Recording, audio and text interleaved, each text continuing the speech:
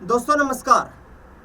समय समय पर अयोध्या ने विभिन्न कारणों से देश का ही नहीं बल्कि दुनिया का ध्यान अपनी ओर आकर्षित किया है। लेकिन इस बार वजह कुछ अलग है, वजह कुछ घिनौनी है, क्योंकि किसने की आखिरकार दान में चोरी और कौन है राम विद्रोही। दरअसल ये पूरा मामला अलग इसलिए है क्योंकि इस बार इस मंदिर की चर्चा किसी आंदोलन या उसके निर्माण कार्य से नहीं, उसकी भव्यता, श्रद्धालुओं की भीड़ या फिर आध्यात्मिक उत्साह की नहीं, बल्कि उन सवालों की हो रही है जो राम मंदिर से जुड़े चंदे ट्रस्ट की कार्य प्रणाली और कथित अनियमितताओं को लेकर उठाए जा रहे हैं। समाजवादी पार्टी के प्रमुख अखिलेश यादव लगातार राम जन्मभूमि तीर्थ क्षेत्र ट्रस्ट पर हमलावर हैं। उनका आरोप है कि ट्रस्ट की नाक के नीचे मंदिर का दान और चढ़ावे की रकम के हिसाब किताब में हेरफेर की गई है। उन्होंने दावा किया कि राम मंदिर के चढ़ावे से करोड़ों रुपए गायब हैं। एसआईटी का गठन कर दिया है। लेकिन आज चंपत राय के बारे में आपको बताऊंगा। जिस चंपत राय को लेकर चर्चा हो रही है, जो राम मंदिर ट्रस्ट का महासचिव है, आरएसएस के पुराने कार्यकर्ता के रूप में उनकी पहचान है, विश्व हिंदू परिषद के उपाध्यक्ष हैं। आज उनकी चर्चा होगी कि आखिरकार ये चंपत राय को लेकर के इतना विवाद क्यों हो रहा है और कौन है चंपत राय, क्या इनकी भूमिका रही है राम मंदिर को लेकर के, साथ ही बीजेपी के हिंदुत्व के एजेंडे को लेकर के। ट्रस्ट की भूमिका पर विपक्ष हमलावर हो रहा है। समाजवादी पार्टी के राष्ट्रीय अध्यक्ष और पूर्व मुख्यमंत्री अखिलेश यादव ने इस पूरे मुद्दे को जोर शोर से उठाने का काम किया, लेकिन उनसे इतर कांग्रेस पार्टी, आम आदमी पार्टी और फिर स्थानीय स्तर पर पूर्व कार सेवक संतोष दुबे, बीजेपी के नेता डॉक्टर रजनीश सिंह और इस कथित अनियमितता का हवाला देकर जवाबदेही तय करने की मांग कर रहे हैं। दूसरी तरफ राज्य सरकार द्वारा गठित एसआईटी अपना काम कर रही है, पूरे मामले की जांच जारी है। लेकिन इस बीच आप अयोध्या के आम लोग और यहां पहुंचने वाले श्रद्धालुओं से बात करते हैं तो निराशा और गुस्सा साथ नजर आता है। अयोध्या के कई लोग तो कैमरे पर खुलकर बातचीत करने से ही बचते नजर आ रहे हैं, पर जिन कुछ लोगों ने हमसे बात की, उन्होंने बहुत ही शिकायती लहजे में कहा कि जिस मंदिर को करोड़ों लोगों की आस्था और त्याग से बना बताया गया है, उसी के नाम पर अब आरोप प्रत्यारोप हो रहे हैं। कुछ लोगों ने इसे अयोध्या को कलंकित करने जैसा बताया, तो कुछ ने इसे जवाबदेही और पारदर्शिता की जरूरी मांग को माना। दरअसल इन सवालों के केंद्र में है श्री राम जन्मभूमि तीर्थ ट्रस्ट क्षेत्र, वह संस्था जिसे सुप्रीम कोर्ट के फैसले के बाद राम मंदिर निर्माण और उसके संचालन की जिम्मेदारी सौंपी गई थी। और इसी ट्रस्ट का एक नाम सबसे ज्यादा चर्चा में है, वो है महासचिव चंपत राय। लेकिन चंपत राय कौन है? वे राम मंदिर आंदोलन में कब और कैसे उभरे और क्यों समर्थक उन्हें आंदोलन का रणनीतिकार मानते हैं, जबकि आलोचक उनसे जवाबदेही तय करने की बात कर रहे हैं। तो आपको बताते हैं कि आखिरकार कौन है चंपत राय। वर्तमान समय में चंपत राय श्री राम जन्मभूमि तीर्थ क्षेत्र ट्रस्ट के महासचिव और विश्व हिंदू परिषद के उपाध्यक्ष हैं। फरवरी 2020 में अयोध्या मामले में सुप्रीम कोर्ट के आए फैसले के बाद सर्वोच्च न्यायालय के आदेशानुसार केंद्र सरकार ने श्री राम जन्मभूमि तीर्थ क्षेत्र ट्रस्ट का गठन किया। 15 सदस्य इस ट्रस्ट में अध्यक्ष के रूप में महंत नृत्य गोपाल दास, कोषाध्यक्ष के रूप में स्वामी गोविंद देवगिरी, वरिष्ठ अधिवक्ता के पराशरन, डॉक्टर अनिल मिश्रा, कामेश्वर चौपाल, महंत दिनेंद्र दास समेत कई धार्मिक और सामाजिक प्रतिनिधि शामिल हैं। ट्रस्ट के महासचिव चंपत राय इसकी रोजमर्रा की कार्यप्रणाली के सबसे प्रमुख पदाधिकारियों में गिने जाते हैं। मंदिर निर्माण परियोजना की निगरानी, दान और चढ़ावे से जुड़े प्रबंधन, ट्रस्ट की ओर से आधिकारिक संवाद, बैठकों के समन्वय और विभिन्न एजेंसियों के साथ तालमेल की जिम्मेदारी मुख्य रूप से उन्हीं के पास है।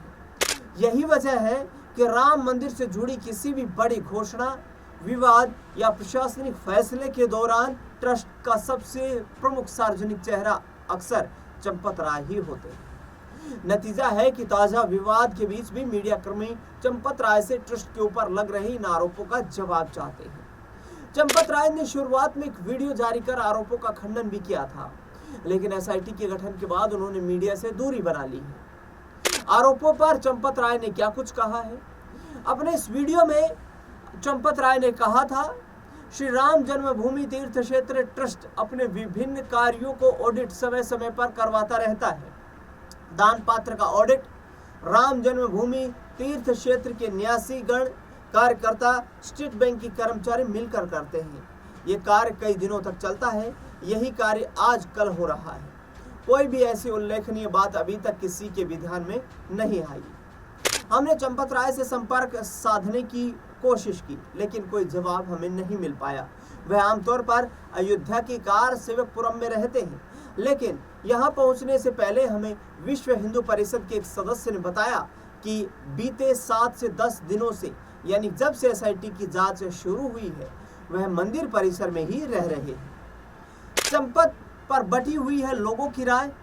अयोध्या में जिन लोगों से बातचीत करने की कोशिश की, चाहे वे स्थानीय निवासी हो, व्यापारी हो, संत महात्मा हो या राम मंदिर से जुड़े सामाजिक और धार्मिक संगठनों के सदस्य हों, उनमें से कई ने कहा कि हालिया विवाद की खबर सुनकर उन्हें पूरी तरह हैरानी नहीं हुई।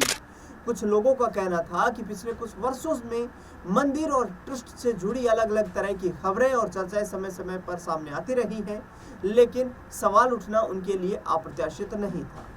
हालांकि चंपत राय को लेकर लोगों की राय स्पष्ट रूप से बटी हुई दिखाई देती है।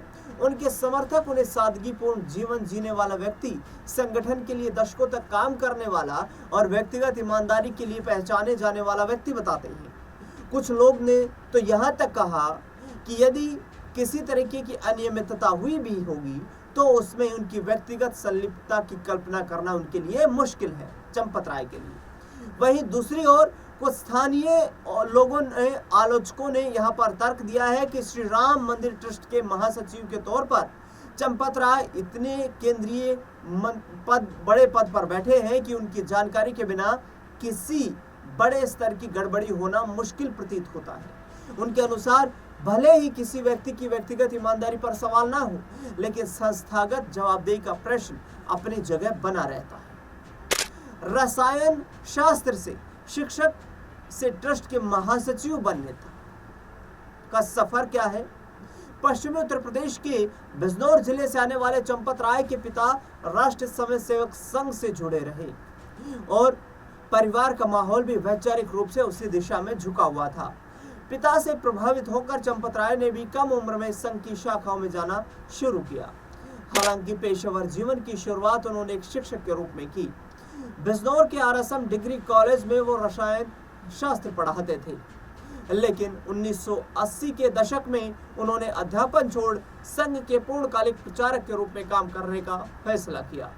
विश्व हिंदू परिषद के सदस्य शरद शर्मा बताते हैं, प्रचारक जीवन में व्यक्ति सीधे संगठन के काम से जुड़ जाता है।